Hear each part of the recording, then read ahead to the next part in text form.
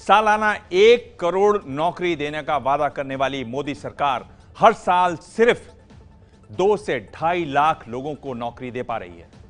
लाखों युवा बेरोजगार हैं और नौकरी के लिए लंबी लाइन लग रही है। इस हालत की हैरान करने वाली तस्वीर आई दिल्ली के पास रोहतक से।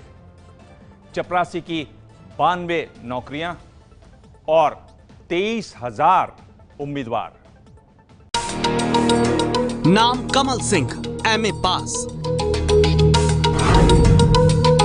नाम बालकृष्ण, बीएड की डिग्री। नाम विनोद कुमार, एमबीए पास। 8वीं पास चपरासी की भर्ती के लिए बड़ी डिग्री वाले फॉर्म भरे गए। हरियाणा के रोहतक में महर्षि दयानंद यूनिवर्सिटी के बाहर 2 दिन पहले सड़क किनारे लंबी लाइन लगी।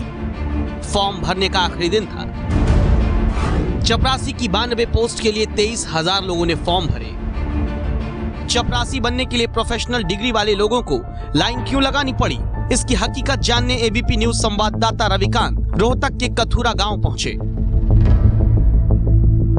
यहां जगवीर मिले जिनके पास एमफिल और एमएड की डिग्री है। जगवीर शिक्षक बनना चाहते थे लेकिन नौकरी नहीं मिली। प्राइवेट स्कूल में कुछ दिन पढ़ाया लेकिन वो नौकरी भी कुछ ही दिन की थी। पढ़ाने का शौक है तो गांव के बच्चों को मुफ्त पढ़ाते हैं। बेरोजगारी के तानों से तंग आकर चपरासी की नौकरी के लिए आवेदन कर दिया। मैंने अनेक जगहों अप्लाई किया है लेकिन मुझे कहीं नौकरी नहीं मिली। घर चलाने के लिए ये मैंने पीएन की पोस्ट के लिए अप्लाई किया है। घर तो चलाना ही है।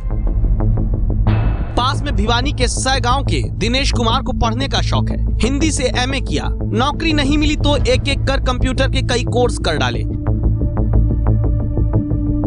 इसके बाद भी नौकरी नहीं मिली तो होमगार्ड की नौकरी के लिए राइफल ट्रेनिंग और प्रोफेशनल ड्राइवर का कोर्स भी कर लिया। नौकरी नहीं मिली तो चपरासी बनने के लिए अब तैयार हैं। इनके पास ये 52 तरह के सर्टिफिकेट हैं, 52 तरह के अंकपत्र और सर्टिफिकेट यहाँ पर है। मेरे हाथ में कुछ है और कुछ यहाँ रखे हुए हैं। पूरा तो लगता, फिर क्या किया जाए, कोई जॉब वगैरह तो मिलती नहीं। कई बार क्या होता ना, ये पढ़ाई लिखाई भी ज़्यादा कर लेते हैं तो भी नौकरी नहीं मिल रही कहीं पे। अब अपने लेवल के हिसाब से नहीं मिलती तो छोटी ही कर लेते हैं, कम से कम खाली रहने से तो अच्छा ही है। जगवीर और दिनेश जैसे बड़ी डिग्री वाले लड़के लड़कियों की संख्या हजारों में है। टेबल से लेकर बोरों में जो फॉर्म भरे हैं उनमें BTech, MTech, B pharma, MBA, BEd, MEd जैसे प्रोफेशनल डिग्री वाले लोग भी हैं। थोड़ा सा फील भी हो रहा है कि अनएम्प्लॉयमेंट को देखते हुए अभी देखा है तो कई फॉर्म हमारे पास एमएड, कोई बीएड, मतलब हाई क्वालिफाइड जो है हमारे पास मतलब अप्लाई कर रहे हैं इन चीज़ों के लिए। बहुत हैरानी होती है कि इतनी अनएम्प्लॉयमेंट देश में है। इन फॉर्म को छांटने में 2 महीने लग जाएंगे। इसके बाद सभी को लिखित परीक्षा के लिए बुलाया जाएगा, फिर इंटरव्यू होगा, तब नौकरी मिलेगी। हरियाणा के छोटे गांव में ही नहीं, मुंबई जैसे महानगर में भी युवकों को नौकरी की चिंता सता रही है। धवल ने 4 साल पहले मार्केटिंग और फाइनेंस में ग्रेजुएशन किया लेकिन अब भी 10 से 12 हजार से ज्यादा सैलरी देने को कोई तैयार नहीं।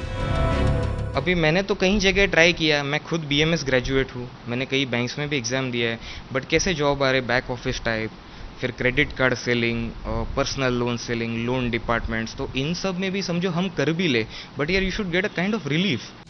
गौरव ने 1.5 साल पहले पत्रकारिता का कोर्स किया। उम्मीद थी कि 3 साल मास कम्युनिकेशन पढ़ने के बाद नौकरी मिल जाएगी, लेकिन अब भी बेरोजगार बैठे हैं। पहले जब मैंने जर्नलिज्म लिया तो मेरी उम्मीदें बहुत थी कि जॉब्स अवेलेबल होंगी, बट जैसे जैसे मेरे 2 साल बीते उसके बाद मुझे मालूम हुआ कि फील्ड है बहुत सारी जर्नलिज्म में लेकिन जॉब्स अवेलेबल नहीं है। जानकार बताते हैं ऐसी हालत कुछ और वक्त तक बनी रहेगी क्योंकि टेक्नोलॉजी में ज्यादा निवेश हो रहा है और इस वजह से लोगों को कम नौकरियां मिल रही हैं।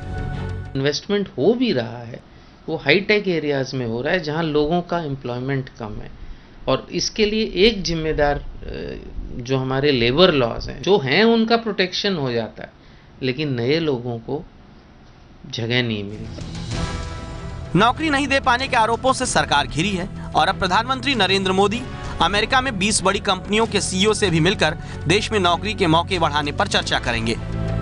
प्रधानमंत्री के साथ बैठक में वॉलमार्ट, एप्पल और कैटरपिलर जैसी कंपनियों के मुख्य कार्यकारी शामिल होंगे। अनुमान लगाया जा रहा है कि हर साल 1 करोड़ 20 लाख रोजगार के मौकों में 30 से 40% सिर्फ खुदरा क्षेत्र में पैदा होंगे। लेकिन तब तक देश में नौकरी को लेकर चिंता बढ़ रही है और लगातार बढ़ती जा रही है। रोहतक से रविकांत के साथ मुंबई से मयूर परीख की रिपोर्ट।